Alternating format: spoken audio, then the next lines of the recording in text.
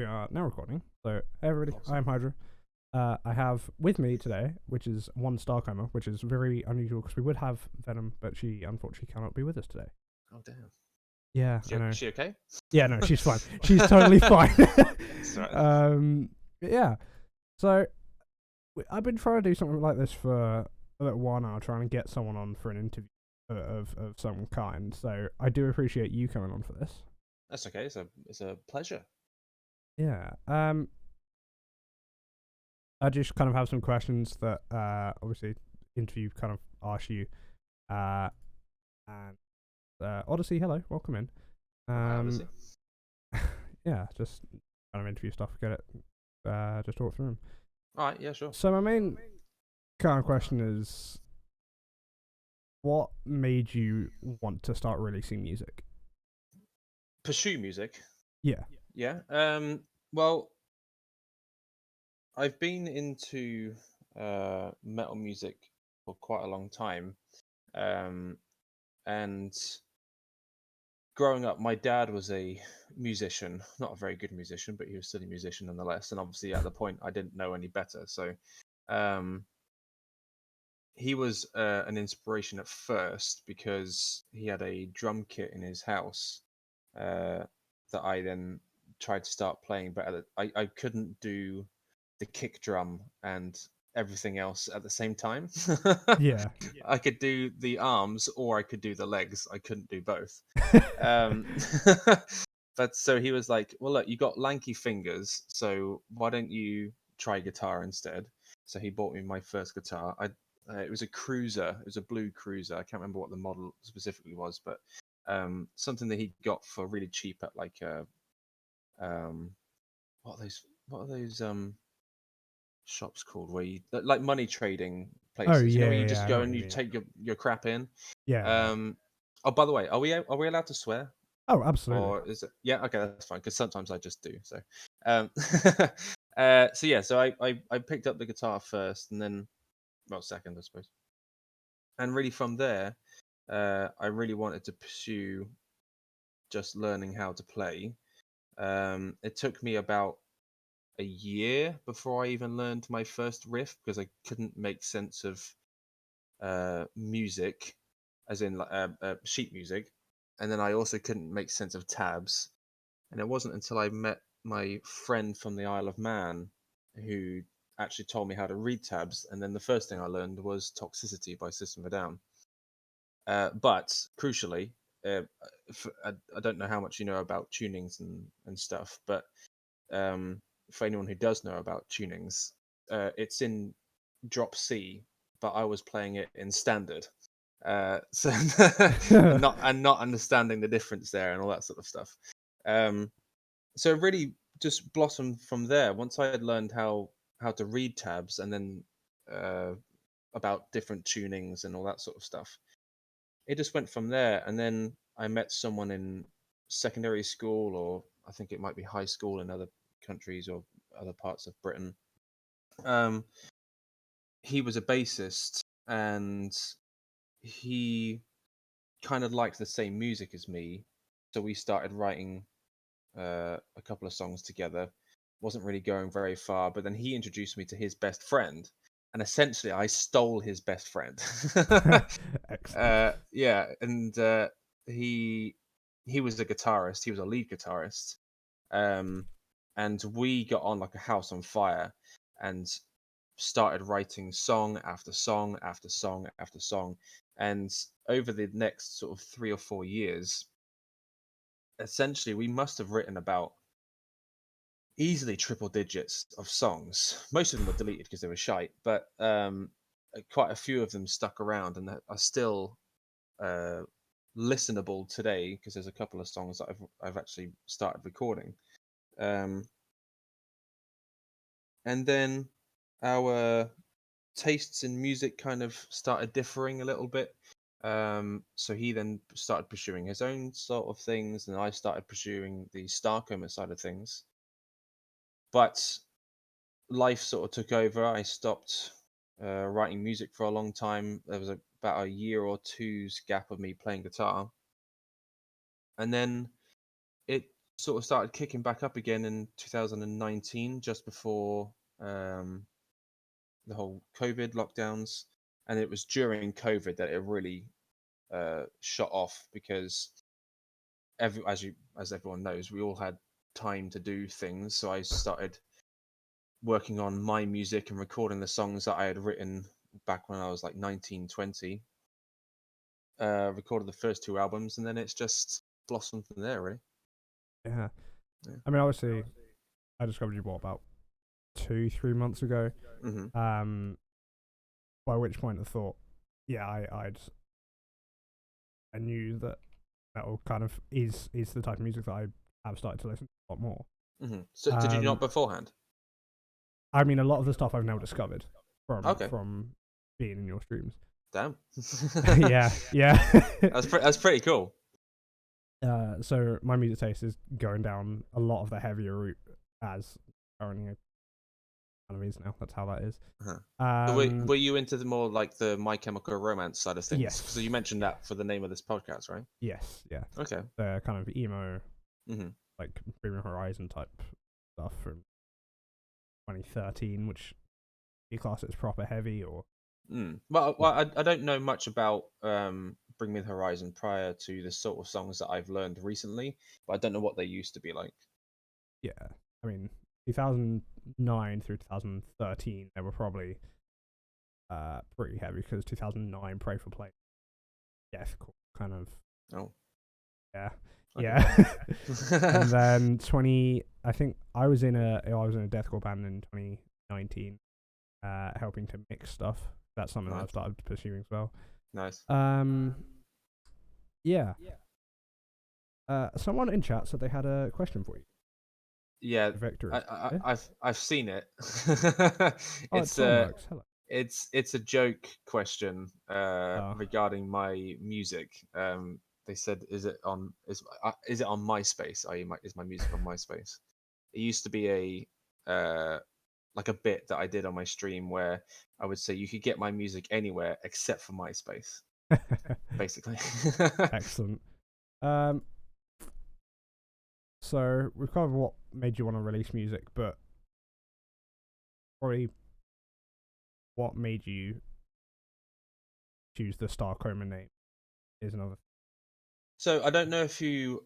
So let me preface before. So there is a musician who essentially does what I do, but even better, called Cloud Kicker. I discovered him on Bandcamp many years ago now, and he is the main inspiration behind Starcoma as a project, being a one man or one person band and doing everything yourself. So the recording all the instruments, having the drums MIDI and then played through things like Superior Drummer, recording it all, mixing it all, releasing it all by yourself. That's what he did prior to me becoming what I am now.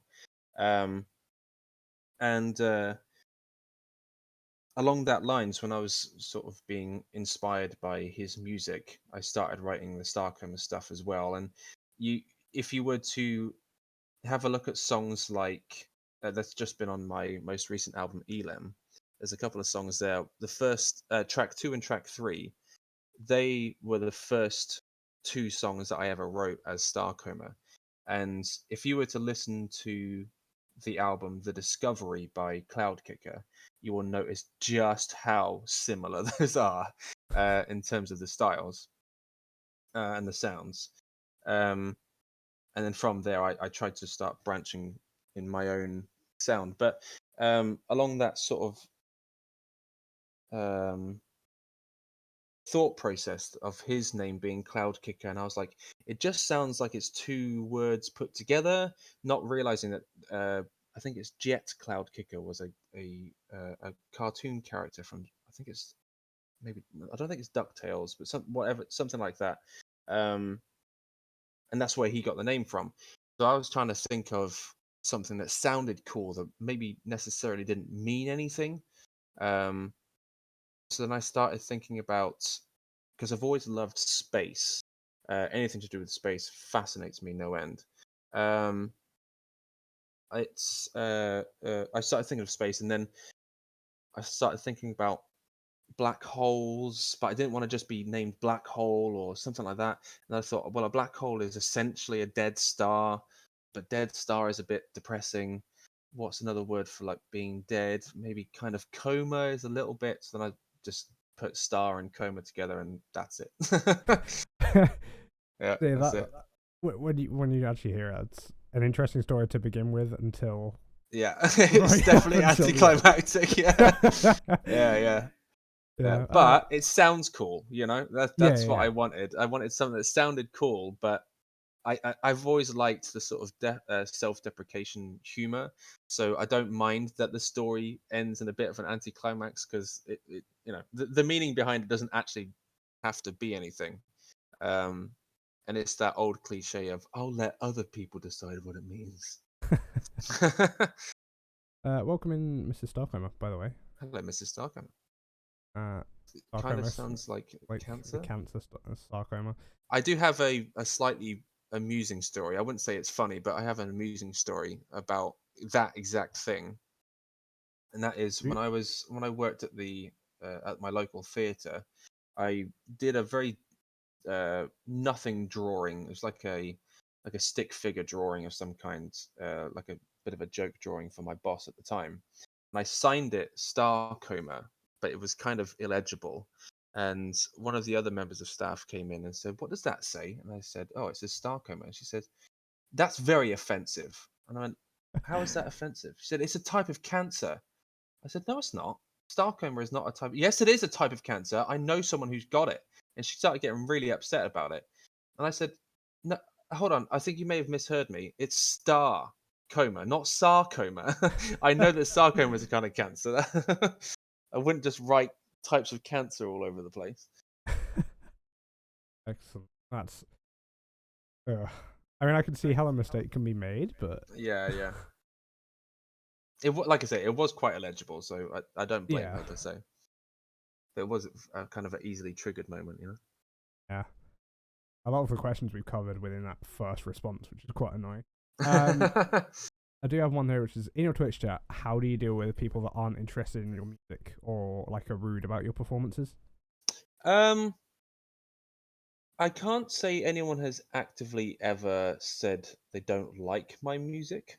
Um, I've certainly noticed that when I'm playing my music, there's sometimes less interaction, especially from people who are new um, to the stream. But in terms of people saying um, that either like I'm a bad guitarist or I'm not as good or why aren't you doing solos? Better guitarists do solos, that sort of stuff. I've openly embraced that I'm not as good as other guitarists, and I put out there front and center that I'm a rhythm guitarist, not a lead guitarist. Um, and I'm also just of the opinion that that sort of negativity doesn't really matter, because those sorts of people aren't interested in you as a person. They're just interested in making themselves feel better about even not about by putting somebody else down, kind of like a bully in a way. Um, so I just don't give it any thought, or I go along with it. Um, if they're saying, "Oh, you're shit," I know I'm shit, mate. Go and watch somebody else who was way better, and then I'll sometimes I'll even pimp somebody else's stream out and say, "Look, if you want someone who was solo or someone who is genuinely a better guitarist than me, go watch this person." Um, so I've never really let things get to me like that. Um, and I'd like to sort of switch it round and just go with the flow and kind of follow their train of thought instead. Yeah, I mean, I noticed it once that today Hmm. when you streamed. I can't remember. It was right towards the end when you were playing something. Alaka, I can't remember what the song was. Hmm. Um, Oh yes, yeah, yeah, I know what you're talking about. yeah, and you just Hmm. kind of laughed it off and went along with it. Yeah, So they said, "Where's the solo?" And I said, "Well, Kirk is playing it." Yeah, no, it doesn't bother me whatsoever. And people can like I express my opinion on music, so people expressing their opinion on music, even if it is mine, they're perfectly entitled to do so. yeah, obviously, each to their own opinion, of course. Yeah, absolutely. Um, yeah. Said I can't play guitar, but I can play keyboards. I mean, keyboards. I mean, that's not obviously the worst thing that you could play in a band. Yeah, Theoretically, you look at bands like Ghost is the first thing that comes to the top of my head yeah. when you talk about having like keyboards or some kind of synth in in a band. So Synths can be really important. I mean, even in Devon Townsend, you might not really notice that there's synth, but a lot of the when they're doing it live anyway, a lot of the orchestral stuff is controlled by the synths. yeah, that's speaking of live. Um, do you see yourself touring with some of the stuff that you've released? I thought about it pretty early on, just before we went into lockdown. I was looking. I was in the market for getting an amplifier that would let me um, uh, program tones into it, and that I found one that was like, oh, there's loads of different patches, and you can set it all to be automatic and that sort of stuff. Um, and I think it was like 2 days later, the lockdown was announced. Wow. Um, so and I was like, okay, well, I could stream instead, and that's where this all came from. Is that exact moment of going, okay, well, I can't do it in front of other people now, so the next option would be to just do it online. But I don't have the equipment to do it personally, live, I should say. So I don't have a PA system. I don't have a laptop that I could take with me that would have my setup all ready to go. So it would to get started, it would cost a lot. Um, I have considered it, but I'm not sure I would tour because I don't like being away from home. I don't like being in crowded places. I don't really like other people, uh, like people that I um, don't interact with on my own terms, if that makes sense.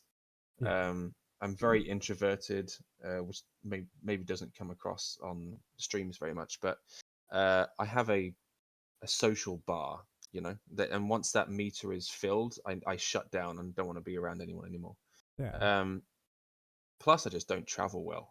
I get incredibly travel sick when I'm in cars and stuff. Um, so that really hinders everything. Um, but there are local venues around that um, I had considered messaging prior to the lockdown. I considered messaging to say if you ever need a support group or support for a band that you've got coming along, message me and I'll come and play 20 minutes or whatever, 20, 30 minutes of my own music. Um, but like I say, that was all prior to lockdown and hasn't really come into fruition since. So now the lockdown has like ended and everything Mm. is eventually heating up, would you consider now going back to these places and be like, is there a possibility that I could still play live for you guys? I've considered it, but like I say, the cost of actually doing it would is kind of a hindrance at the moment. In that, if you're looking at a high priced, sorry, not high priced, a well functioning laptop, a PA system, and all the other bits and bobs that come with it, you're easily looking at $1,000 just to get started, um, if not more, to be honest. That's kind of conservative. Um, so it's about weighing the pros and cons, and at the moment, monetarily, it's a big con. That being said, I have had actual dreams or where I'm in a theater just doing the show, but on a stage. Um, so talking to the audience, maybe like a little bit of stand up, and then performing my own music and that sort of thing. And I've always liked the idea of doing something like that, but that's long term goals. I couldn't do that because most of my audience is from the US, so or other countries in general. Yeah.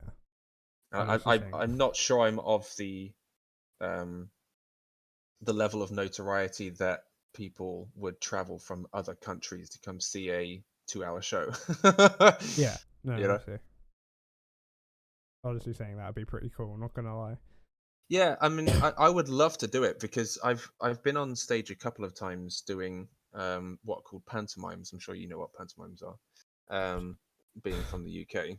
Um, but yeah, I wrote a couple of pantomimes and I was one of the characters in it, and I loved the audience interaction that came with that. I didn't really care for the show itself. It was making the audience laugh and interacting with them one on one that I liked, and it would kind of be like that for my show. It would be a case of parts of it I would sit on the front of the stage, literally on the front of the stage, and just talk to people. Um, and parts of it would be telling stupid anecdotes like I do on stream and playing music and that sort of stuff, and then coming out at the end and doing a meet and greet or something like that.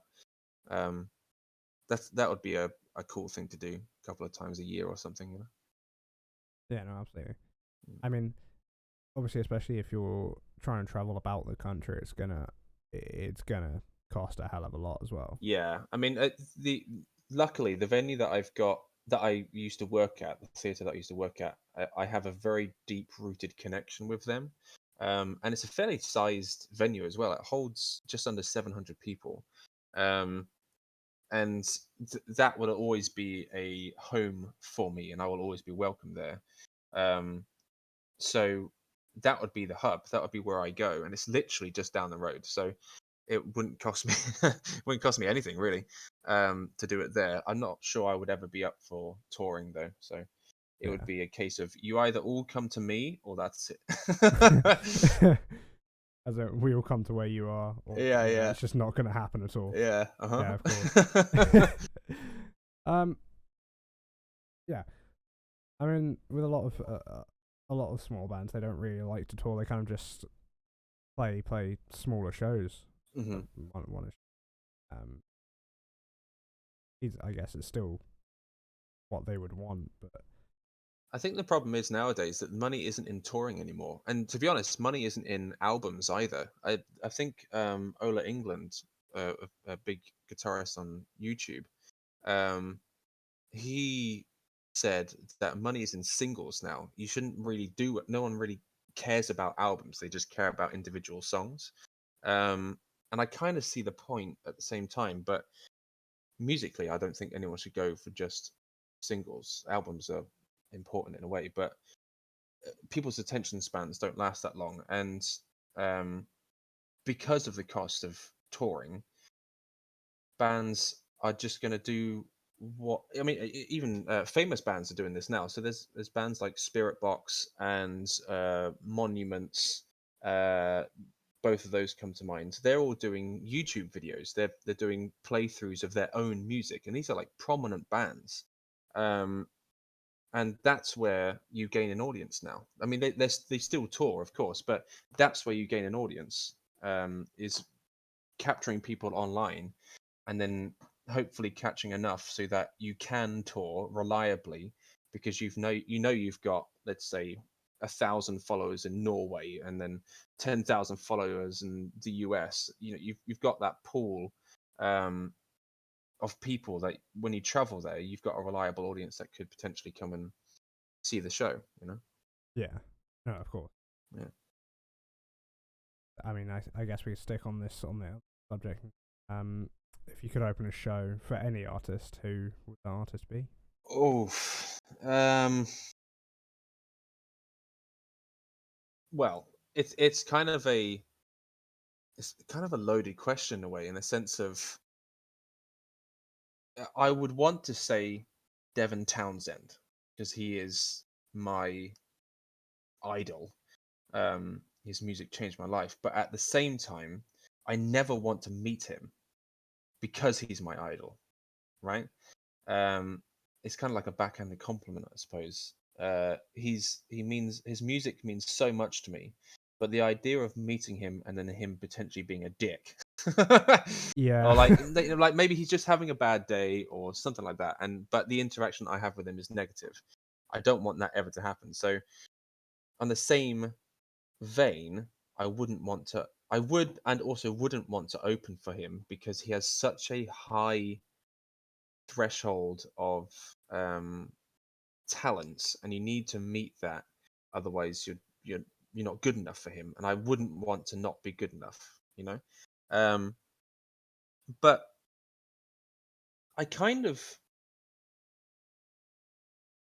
in a way, I would think I would rather open up for some sort of comedian, um, a comedian that is tailored very much towards a heavy metal audience. So not something like Michael McIntyre or something. I couldn't name anyone, but if someone who had like a metal um, look about them, I wouldn't mind doing something like that, doing 20 minutes of music to sort of warm up the audience and having a couple of funny stories here in between.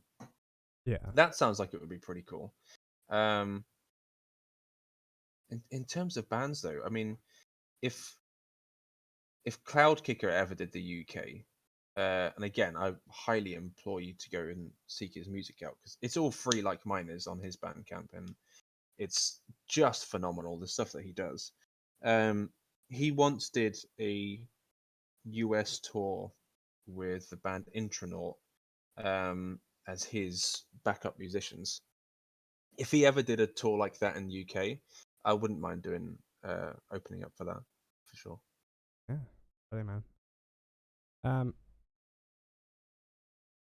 trying to avoid the questions that we have from Venom because they're very I feel like have very long-winded answers or opening for or Oh, songwriters opening. Fef. Yeah. Yeah, I mean they have actually told me that they're never getting back together again, but that would be pretty fucking cool. Yeah, yeah. There wouldn't be much of an audience for it, of course, but but yeah, I wouldn't mind opening for Fef for sure. I'm a My, huge proponent of Fef. I think they're amazing.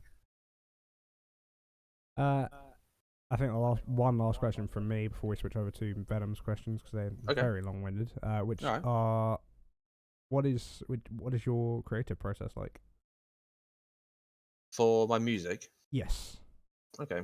Um, my creative process is erratic, long-winded, and very fucking annoying. That's the sort of catchphrase there for you. Um, because I've tried to be every type of content creator over my life. Right, I started trying to do graphic design. I tried to do like vlog style videos. I tried to do uh, uh, playwriting, musical writing, music, obviously. I've got about 5 or 6 books, like half written, or like one chapter's been written, or that sort of thing. I've tried everything, and music is really the only thing that sticks properly. But the main problem with me is I have bursts of creativity. Um, in that, well, a recent and good example would be the song that I've just released, "Water Ocean," from the next album, Elemental. That song was written and recorded and finished within about 3 days. Um, then I started writing the next song, which is Earth Terrain, and I've gotten halfway through that song, and now I'm completely stuck, and I don't want to do anything else with it until that inspiration comes back. And the problem is that my inspiration won't come back until a really dumb time of the day. Like we could be getting ready to go to bed, and I'll be like, oh, there's a riff there. Oh, there's a riff there, and then I'll have to go and do the riff. I'll have to go and record it or write it down or something like Yeah. that. But then 5 minutes later, I could be like, well, I don't want to work on this anymore. I don't know. I don't know if it's ADHD, but it sounds like it would be. Um, and because of that, I go from project to project, um, and then things start to stagnate, and I also get in. I also get myself in trouble by going, "Oh look, I've created this thing, and it's going to be on this thing. Get excited for this thing," and then it's like 2 years later that thing is released. You know, so Yeah. I'm my own worst enemy when it comes to creating. But on the good days, when it does start going well, I write using a program called Guitar Pro, which is like for those who don't know, um, it puts into audio guitar tabs, which is what most guitarists would use to read to learn how to play guitar.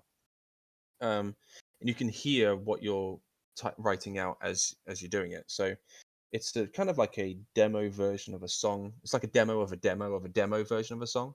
Um, Kind of sounds like old um, Nintendo music, that sort of 8-bit kind of style. But it gives you a good way of, for lack of a better term, visualizing the song prior to having to record it. You can hear all the elements of the song um, without needing to have any of the instruments, you know. So I tend to use that to structure the song and to lay out the riffs and mess around with the riffs. Like if I come up with something very basic just on the guitar, I would try and make it more complex in Guitar Pro. And then from there, I then I pop the drums into Reaper, the recording software, and layer by layer, I will record essentially what I've written already in Guitar Pro and go from there. Yeah, yeah. Mm. That's definitely the probably what I've heard the best way to do that. Yeah, Because my creative process is, oh, I found a riff. Let's just repeat that until I can find something else. yeah. I mean, that's what I do with my music in general. Especially my earlier stuff. Um, you'll notice on if you listen to the Venture album, my first album, excuse me, um, a lot of the riffs repeat for like 2, 3, 4 minutes. In fact, there's one of the songs, it's one riff for 4 minutes and then it changes to a riff and then it finishes. Fair. And it's, for me, it's that repetitive riff, but it's building all the time. Extra layers are being added in, or it's getting more intense, or whatever. That's the style of music I really enjoy. Um, and that's the sort of music that I write. And using Guitar Pro allows me to do that because you can just write the riff, like let's say it's a 4-bar riff, and then you just copy and paste it however many times you want, and then you write something else maybe, or you just fucking leave that, you know. Yeah, no, of course. And the added bonus to using for me for using Guitar Pro is then the entire song is already tabbed out, so I can then offer that to my subscribers on Patreon, and it's the most accurate tabs you will ever find on my music because I wrote it, you know, and I put it all out on the Guitar Pro, so it's as accurate as the music itself. Yeah, Um, and it's quite rare that you will find something like that, as far as I've been able to discover, anyway. yeah. It's obviously quite rare that you'll find something written like a tab written by the actual artist Yeah, that you 100%. can learn the song. Hmm. Uh, And even then, when sometimes when you do, like going back to my Spirit Box example, I'm fairly certain he offers tabs, but you'll really usually only find the guitar tab. Whereas on mine, you've got all the layers of the guitars, you've got the bass, and you've got the drums, um, all there in one file. For anyone who isn't, if you're a bassist and not a guitarist, well, then you can still learn my music from my tab because I do all of it yeah. as opposed to just one layer, which is the usual case. Mr. Starcoma stating, "I'm a pressure creator." Can you back that up? As I don't know what she means by that. As in, she pressures me to create. Yeah, that did Is that confuse me a little bit. I'm a pressure Oh. creator? She creates pressure for me to do it. Maybe I'm not sure. I would say that she pressures me into doing it. It's more of a case of she both. This is going to sound what's the word? Okay, so this is going to sound negative, but it's not meant negative. She allows me to do what I do, right? And by that I mean she has inspired me um, to follow this path, because prior to meeting Jasmine, her name is, um, prior to meeting Jasmine, I was always told that I couldn't achieve this, that music was pointless, you can't make money in music, and da da da da da. But it wasn't until Jasmine came along where I was like, do you know what? I'm just gonna do it and see what happens. And each step along the way, she has been nothing but supportive, and she is my biggest fan. And she, there's just not ever been anyone better than Mrs. Starcoma, or Jasmine Ryle as she now is. Yeah, yeah, just like that. Create best under pressure. I almost need the pressure. Oh, I see. Yeah. So yeah. So she's also a dancer and always has been a dancer. And she choreographs her own performances, and she's choreographed other shows as well. So that's what she's referring to there. Like, there are times where she's choreographing, but she has to be. Um, Being under pressure isn't a crutch for her, you know. Yeah. So I have a feeling these next three questions, that's all that we have from Venom, may be very long-winded answers. Okay. Uh, which the first one is: can and should art be separated from the artist? Ooh. Um. Well, I think it depends on a couple of things. I suppose I'm going to be kind of skirty about it. So, a how can I put this? So, not long ago, I actually put out a question on my Discord, and it was just after Marilyn Manson was accused of, I think it was either sexual abuse or sexual harassment or something like that. Um, and I put out a survey on my Discord saying, would anyone have issues with me learning Marilyn Manson songs based on everything that we know currently? I'm not sure if he had been found guilty at this point or not, and I honestly don't know what the outcome of it is now, um, because I grew up on his music, and I really connected with his music, and a lot of his songs I could play without even thinking about it, because they're kind of simple when it comes to the guitar riffs anyway, and it kind of reminds me of bands like Rammstein in a way, is in that they're quite simple to play, but they're effective in their simplicity.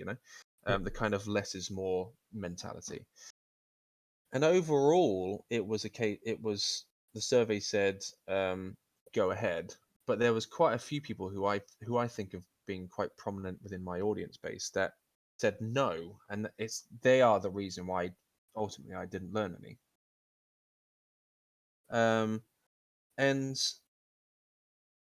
if his music came on, I would listen to it.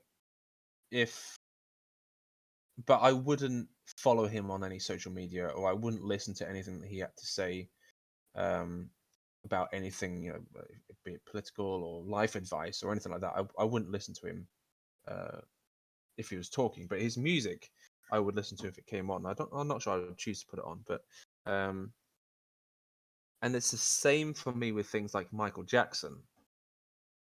I think he was found not guilty, but his reputation was so heavily tarnished that I feel awkward discussing him, but his music is also pretty fucking great. yeah, you know? yeah. So I really don't know. But then at the same time, if he had murdered children, I actively wouldn't listen to Hmm.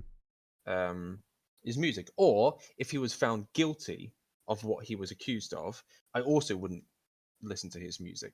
You know? Yeah, Um, I think it's the non-guilty verdicts, or the lack of a guilty verdict, that allows me to still continue listening to their music, or watching their films, or whatever it is. Um, but even when accused of those things, I tend to not follow them for any personal reasons. yeah, of course. Yeah, it's changing the genre a little bit. There's not long into COVID, there was a huge scandal in the wrestling world where quite a lot of male wrestlers were um, called out for sexual harassment or sexual abuse or what have you of either female fans or female wrestlers in the locker room, that sort of stuff. And a lot of them got cancelled. A lot of them were proven to have actually done the stuff that they were accused of as well. So, um, and those essentially every single one of those wrestlers, I now actively avoid and don't want anything to do with. Um, but there were a couple that were accused, weren't found not by a court of law, but weren't proven to have done those things that they were accused by, who I still enjoy watching wrestling, but I wouldn't and don't follow them on social media for any particular reason, you know? So I'm like saying, so art and artist are one and the same thing in short. Basically, yeah. Yeah, I mean, But I obviously, think, but it depends on what they've done, I think. yeah, no, of course. Obviously, there was the whole thing going around about Brendan Urie a couple of years back, and still kind of is. Mm, To Marilyn Manson, which the case was proven that he was guilty, but he did pay right. it off, which I'm surprised. Yeah. There was another one, Machine Gun Kelly, for example, Uh-huh. which was just Twitter. Uh, Yeah, I mean, there are artists that I think maybe in some kind of subconscious way I give a little bit of leeway to, but if it's something like seriously heinous and they've been found guilty, etc., yeah, exactly like what Somex just said. Ian Watkins from Lost Prophets, that guy can go fucking rot in a goddamn dungeon. um uh but you know, if Ian had stolen some lipstick from a super drug or whatever, I wouldn't really give a shit, you know. yeah, It depends on what they've done. like I've just changed screen. Oops. Oh, hello. Uh, like the vocalist from Pantera, of course, another example. Well, I don't know much about Pantera, so I don't know anything about that. Oh, Plus, I don't really like their music, wait. so. The vocalist from Pantera is a racist. That's all Oh, you need to okay. know. Yeah, then I don't. I wouldn't have anything to do with him as a person, but if I enjoyed their music, which it just so happens that I don't, if I enjoyed their music, I might still listen to it because I think with music specifically, the listener has created a meaning behind it, not necessarily the same meaning that the artist gave out. Hmm. You know. So I think when someone listens to it, it becomes something different because it's got a different meaning to that person. Um, but then I suppose kind of depends on the song. I don't know. I try not to get too political with things because I don't know anything. So Yeah, and I am very ignorant to a lot of stuff. So I try to learn as I go, and then if I'm wrong about something, then I'll admit it. yeah, I mean that kind of leads into this question of is music inherently political? Welcome in Hassan, by the Is music inherently political? way. I don't think so. It can be, like if you're talking about bands like System of a Down, Oh every yeah. single song is political, you know. Um, but speaking on a personal level, my music I don't think is political because it's all instrumental, um, and I don't portray myself as political to an audience anyway. There are people within my audience that know where I lie on the political spectrum and that sort of stuff, but I'm not on stream saying I'm a lefty, I'm a righty, or whatever.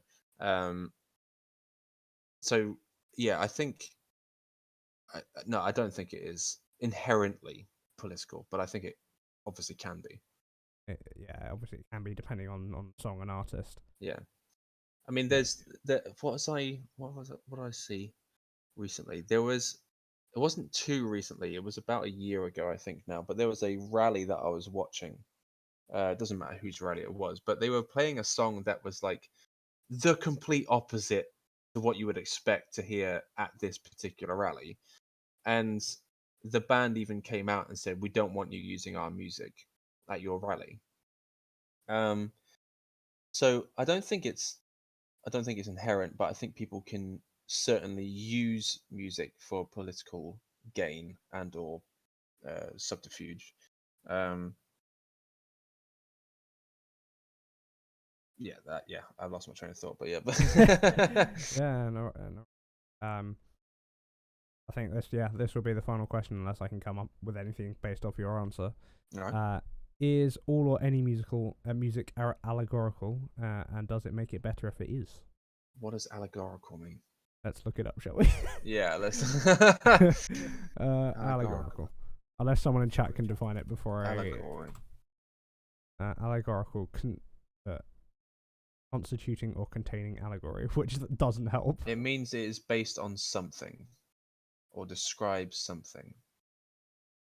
So, sorry, what was the question? Is music Is music allegorical? allegorical? Does it make it better if it is? Describe something or based on something. But indirectly. Okay. Okay, I think I understand. So, if you, what's a good example? What's a good example? Okay, speaking on about a personal project of mine. So I've got Starcoma, which is all instrumental stuff. I then have a project called Seeing Eternal, which is not instrumental stuff. It's music that I used to write with the guy that I talked about earlier, the best friend that I stole. That music is all inspired by bands like Gojira, Metallica, Trivium, Mastodon, Opeth, that sort of stuff. Yeah. And it is so inspired by that it actively tries to rip it off, right? So I've got a project under Seeing Eternal called Circling, which Yeah. is my Gojira album ripoff. And it is so blatantly Gojira, but that's the point, right? Um, that album is in story wise is about a caveman era boy um, who wakes up on their day of a ceremony where they have to go and hunt a mammoth, kill the mammoth, bring that whole mammoth carcass back all by himself, so that the tribe can eat, and then he is recognized as a man at the end of it. But then he falls into a coma, wakes up on the same day, and then you start the album again, right? So hence why it's called Circling. Um, when I wrote that album and when I wrote the story, it didn't have any meaning. I just thought it would be a cool story. Since then, I've kind of allocated a meaning to it, which is we are often assigned a duty or a way of life by our parents that we find difficult to live up to. And the fact that we keep trying to live up to it just makes us miserable, or it's doesn't speak to our true selves or what have you. Um, do I think it would need that meaning? Not necessarily, but I've come to assign it that meaning because I've realized that that's what it means to me.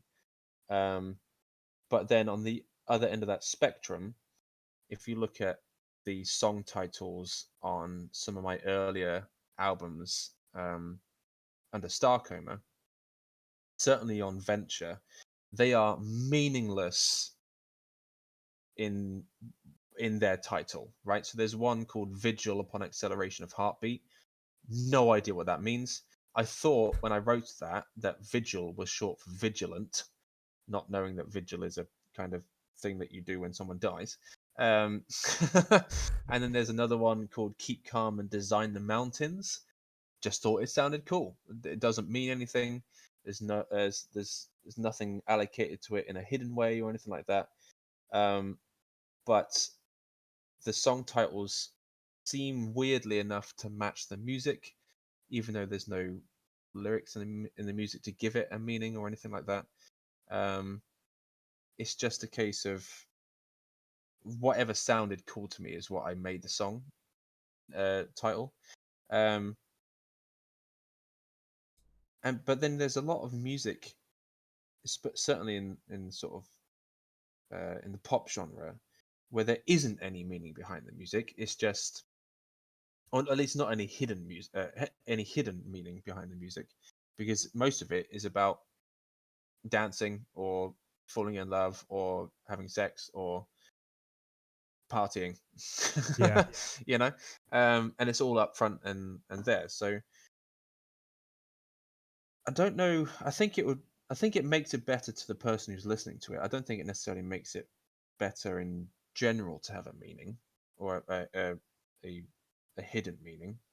Um, because if you have a hidden meaning, then it may get missed, you know, and yeah, people will assign their own meanings to it, um, and then it doesn't become about the meaning; it becomes about what it means to somebody, yeah. you know.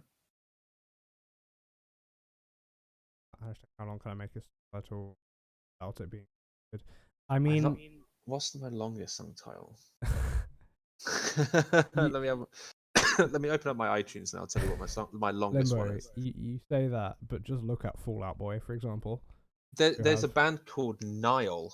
Um, I can't remember what the song title is, but I think they may. I don't know anything about the Fallout Boy song, but I think they hold the record for longest song title, or at least they did at one point. I can't remember though. Here's some particularly long ones of mine. A section of the compound unknown to Mother Earth. Again, doesn't mean anything, right? Um, our endless and impossible journey home. That does have a meaning behind it. Um, in that, you know, you're always sort of trying to fight to get back to where you're most comfortable. Um, what are some other particularly long ones? Everything I see without believing my eyes. Uh, they're the sort of longest ones. I mean, I've started to get a little bit more conservative with my song titles more you recently. have. There's obviously the band Mammoth Weed Wizard Bastard that exists. Okay, sure. Oh, Nile no, there Papyrus. it is. Yeah, That's the one. Yeah, papyrus containing the spell to preserve its possessor against the attacks from he who is in the water. that just sounds like a passage in D&D. Not gonna lie. Yeah, 100%. I mean, you could call the song "He Who Is in the Water" and be done with. Yeah, or that sounds like, you know, when Gojira or you, for example, do a song where one leads into the other. It feels like it's about Oh four yeah. of those. Uh-huh. Yeah, yeah, for sure. So he who is in the water. Three different songs. Yeah, there you go. um, yeah, that's pretty much all I've got really. Oh, So I do appreciate you coming along. that's all right. If It you was a have pleasure speaking to you. any questions for me, slash if chat have any questions. Oh, there's another one. Oh god damn. I'm not reading through all that. Jesus Christ. That's far too long. That's taking the piss. That's the lyrics of the song in the song title, isn't Alright, it? Bombworks. Let me just put okay. Use the TTS thing and just put that in and see how long it takes. Oh, is there a TTS thing? I have TTS. Ooh. Is that a channel point reward? It is. I'll freaking do that. Hang on. Oh yeah, TTS. Here we go. Okay. Oh, I can't Meads of hear it because I've got the Asphodel, stream. the Mussulmans wander through the Hang on. infernal whirling fires amongst silent shadows to be fed into the thirsting jaws of a godless death machine to cough up their souls to the Nazi Moloch who sits within a ring of smoking infant skulls. From Zonda Commando. Jesus. I want to know how they came up with that. God damn. Uh, It must be something, you know. but yeah. I'm gonna say one last thing is, do you have any words of inspiration for aspiring musicians just before I do leave? I tend to I say the same thing to people who come in and ask about starting guitaring or how to play guitar and that sort of thing. The main thing I would say is be okay being shit. I mean, yeah. You know, let yourself be bad at guitar or bad at music. Let yourself write bad songs that you end up deleting and never wanting to hear again because they make you feel sick because they're so shit. because fighting through that slog allows you to get to the good stuff, you know.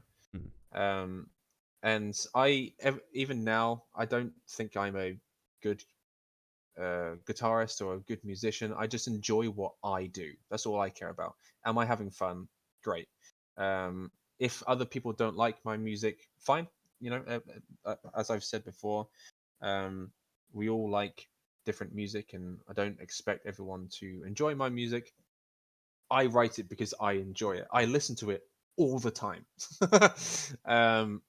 And that's my main piece of advice, is just, if you're really passionate about it but you're not good at it, keep going. Basically, it's a nothing answer, but I wish I was told the same thing when I was younger, because I would have started actively recording my music a long time ago. But instead, I was told, you're not going to be good enough. You're not going to make any money out of it. There's no point doing it. So go and pursue something more ordinary. Yeah. Mm. Yeah. Thank you very much for joining us. That is much appreciated.